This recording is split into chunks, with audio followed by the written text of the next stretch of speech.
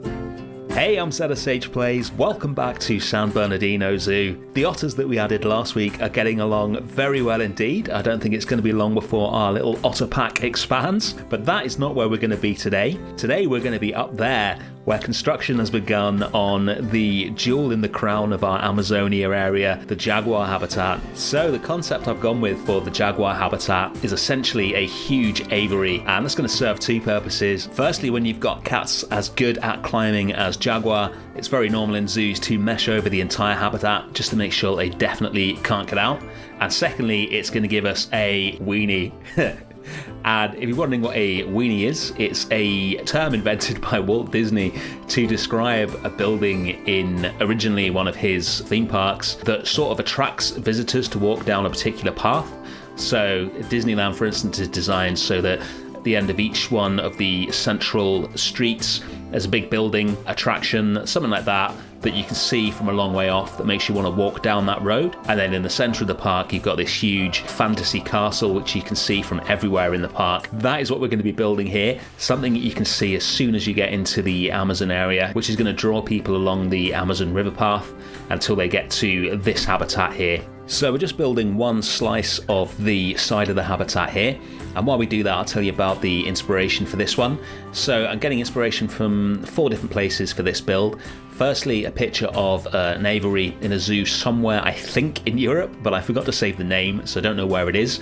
If you recognise it, please let me know in the comments, because I can't remember. Secondly, the jaguar habitat at Zoo Krefeld in Germany, which had a really cool viewing gallery that I've taken some inspiration from. Thirdly, Yorkshire Wildlife Park here in the UK, who have a massive Amur leopard habitat with some really cool climbing stuff in it. And finally, my Flying Forest aviary for fruit bats in the Moonlight World, because I was really pleased with that one. So I've gone with a slightly similar design here on the outside, but much more detailed and based a lot more on real life rather than just making it up off the top of my head like I did with that one. The habitat's going to be circular, A, because I think it looks cool, and B, because I want to have various things around the side of it, and I still want it to fit into the space that we've got here just above where the otters are without going outside of the Amazon area. I want a lot more detail on this build than the last aviary like this I built, so we're using a lot of different pieces here, some of the brackets and some fence pieces and things like that to bring quite a lot of detail into this one panel.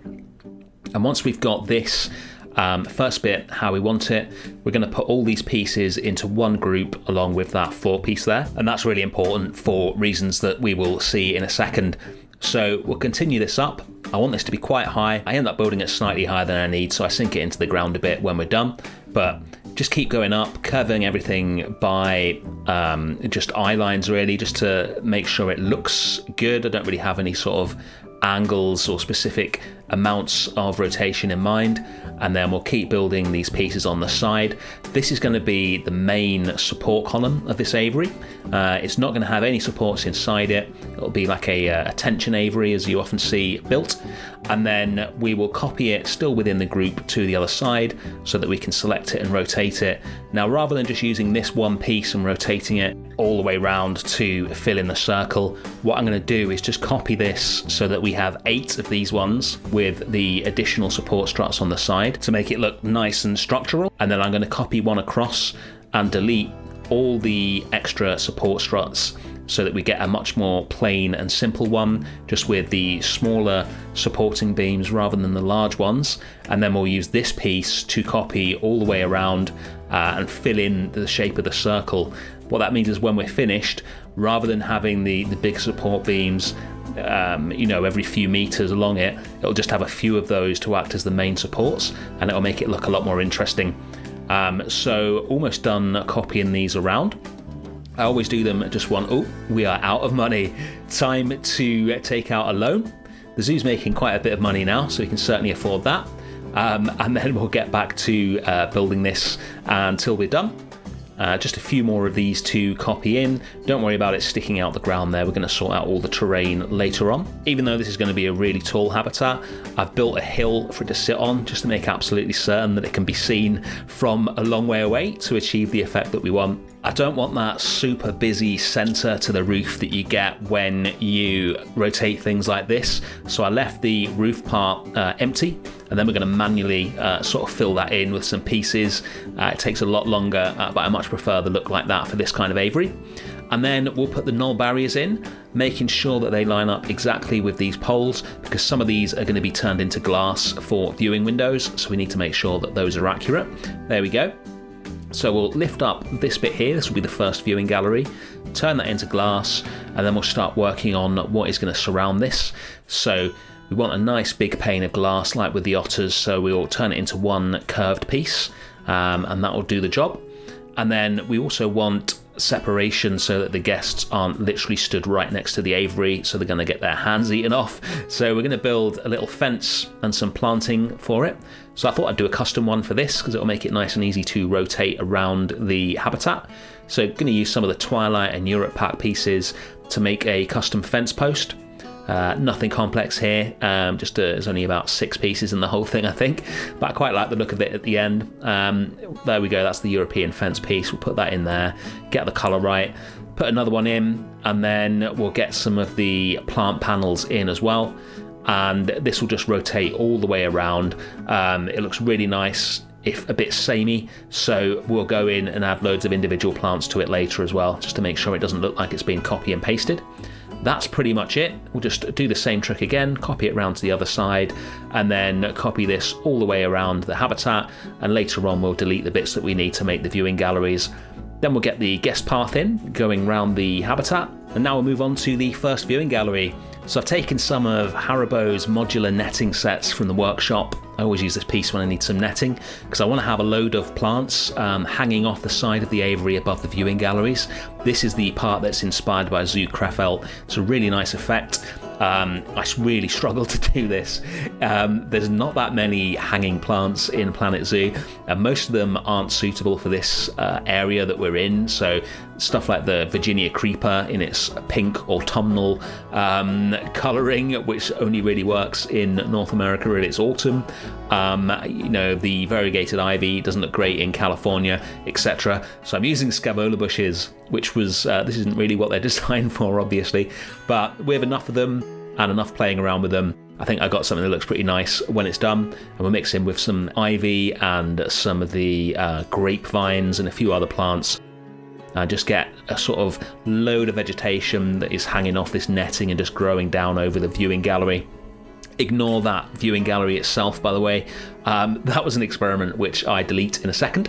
There we go. This is looking better. I've taken some of the fake trees from the otter habitat, and we're going to use those and some concrete and build up a much more sort of natural looking viewing gallery, which is going to sit nicely into the side of the habitat under all this greenery. So these big logs, loads more of the strangler fig roots. Don't know what I'm going to do when we finish the Amazon area and I can't put strangler fig roots on everything. Maybe I'll just carry on. We're going to have 3 viewing galleries in the habitat. This one will be in front of one of their main feeding areas to give the guests a good view of that. One of them is going to be in front of one of their climbing areas, and then one of them will be in front of a glass-fronted pool, which is going to go into the habitat, which we will get to later. Speaking about the end of the Amazon area, this is not quite the end of Amazonia. We've got a couple more things to build in this area, which we'll do in the next episode, mainly a food court, because once they've gone through the entrance, the guests currently have 0 food or drink accessible to them, which isn't great in a real zoo and is absolutely terrible in franchise mode in Planet Zoo, so we need to sort that out. I've also got a really cool idea for exhibits that I've been experimenting with for a few weeks now, and I think I've got something that I'm happy with that's going to be very different to the exhibits that we've had in the zoo so far. Looking forward to building those. So viewing gallery is looking pretty good now. Just need to sort a floor out for it. So we're going to drop some plaster pieces down here, line them up nicely with the glass, and then just copy them all around and make it so that we don't just have the path suddenly disappearing into the grass or whatever's going to end up being the main flooring inside the habitat. So once these are lined up nicely, we'll copy these across the floor 3 times so it's nice and big. We've got cover for the guests as well when they're viewing the Jaguar. And once this is done, we're going to drop in a couple of Lion's amazing signs off the workshop, which is so good for adding a sort of generic zoo-y feel to habitats. And that's the outside of the habitat pretty much done. Before we move on to the inside, it is time for some more franchise tips. This week's tip is nothing to do with franchise specifically, it is just something that I only just found out, which absolutely blew my mind. I saw this on Twitter, it was shared from Twitch by a streamer called Kanushi, and essentially, unbeknownst to me, and I think quite a lot of people, the terrain painting tool or any of the terrain tools have optional controls that you cannot see. If you use the left or right square brackets on your keyboard, not only can you increase and decrease the size of the painting tool without having to use the fiddly little slider, but it has interim sizes between the sizes on the slider, so you can get really fine adjustments just by using your keyboard. That is absolutely amazing. I can't believe me and so many other people had no idea that was in the game. Alright, back to the build. Let's take on the inside of the habitat. So the first thing that I'm going to build is a custom feeder. This is based on one I saw in a place called Tekton Zoo in America. It's a really nice design and not one I've seen used in Planet Zoo before, although there's probably a reason for that which we will discuss in a second. But basically it's suspended off the floor on a wooden framework. Sadly, when I finished building it, the Jaguar don't eat from it. I think their hitboxes stop them from being able to get to it, but the keepers do fill it, and it looks awesome, so I decided to keep it in there. And obviously they've got food that they actually can get to in the rest of the habitat, but the food is on a suspended platform in the middle of a sort of tower made with a few wooden planks. We're going to make that now just by copying these around. Gives us almost like a wigwam kind of shape. And then we'll copy the boards up as well. I've hidden the feeder inside these planks, and so when the keeper fills it, there's just bits of meat and bones sat on top of these planks suspended in midair. It looks really cool. We'll get some ropes in so it's got something to hang from. I was amazed how easy it was to get this, I think it's the African bunting rope, to get these to look like they are genuinely holding this up because of the curve in them. Normally it's a nightmare using these pieces, but this came together really nicely. We'll just copy these around and put them in there.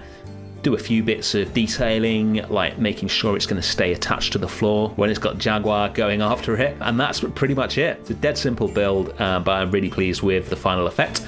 And then we'll move on to the climbing. We're going to build a climbing structure inspired, like I said earlier, by the Amur leopard habitat at the Yorkshire Wildlife Park. Their climbing structure is enormous. It is so high. I believe the habitat is the biggest leopard habitat in Europe. It is absolutely massive. Obviously ours isn't going to be quite that big because we're going to be building it inside this habitat, but I just wanted to go for the look of it. There's some really, really high climbing, which obviously Jaguar enjoy probably just as much as leopards do.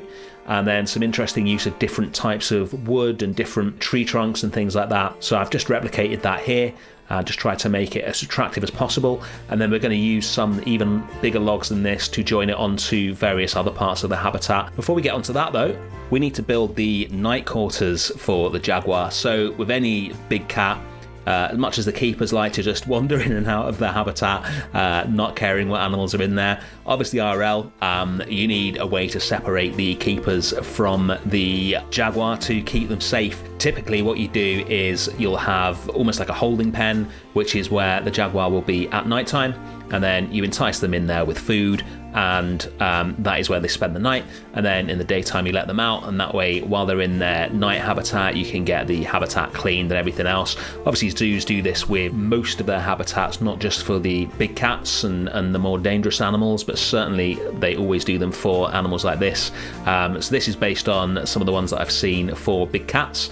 Going to be really simple on the inside, just one piece that I've built that we can copy round until it's the right shape, and then just make some adjustments, like get rid of these walls here. So it's one long building with mesh to keep the keepers on one side and the cats on the other. But I just want the effect of that. As we've been saying all along, this is going to be a more realistic zoo. things like this are definitely going to be going into the zoo in most of the habitats. I'm going to also take advantage of the flat space that provides on the roof by putting climbing up here for the Jaguar as well, so they've got loads of climbing throughout the habitat. And now it's time to move on and take care of the water. So this is based on, I think it's the Jacksonville Zoo in Florida, if I recall correctly. They've got a really cool underwater viewing area built into one of their habitats. Now you need 4 meters of water to get diving in any of the big cats in Planet Zoo. And there is absolutely no way I'm going to be able to incorporate over 4 meters deep water in this habitat. So what I went with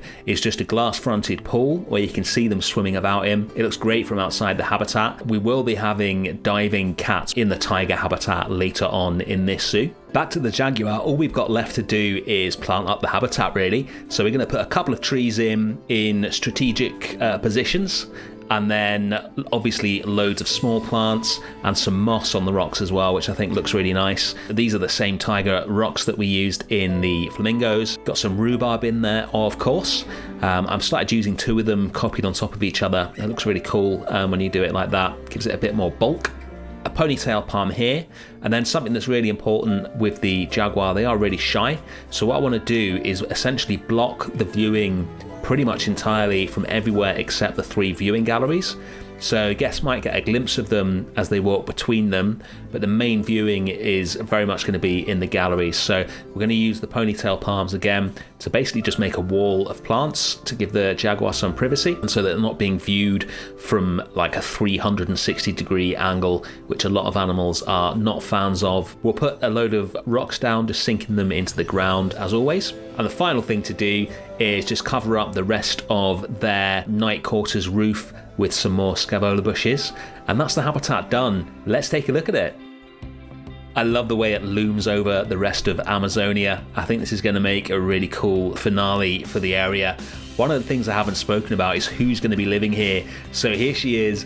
This is a Black Jaguar from Tekton Zoo. I've moved her over here, and temporarily we're going to have a male as well so that they can breed. And then once we've got some baby Jaguar, the male will go back into our trade centre until his services are required again. Normally you keep a Jaguar separately. This is the view from the viewing gallery. She attacks some food there, and this is the water area that we built. Put some really blue water in it, and here is the male. He is absolutely magnificent. I'm having so much fun watching them in this habitat. It looks very cool in the rain as well. Put a habitat webcam in as well. Here's an overview of the whole habitat. I really hope you like it as much as I do. It's definitely my favourite habitat in Amazonia, I think. Speaking of which, let's take a look at where we were and where we've got to today. We will be very close to finishing this area next week. Thank you for watching as always, and I'll see you then. Bye.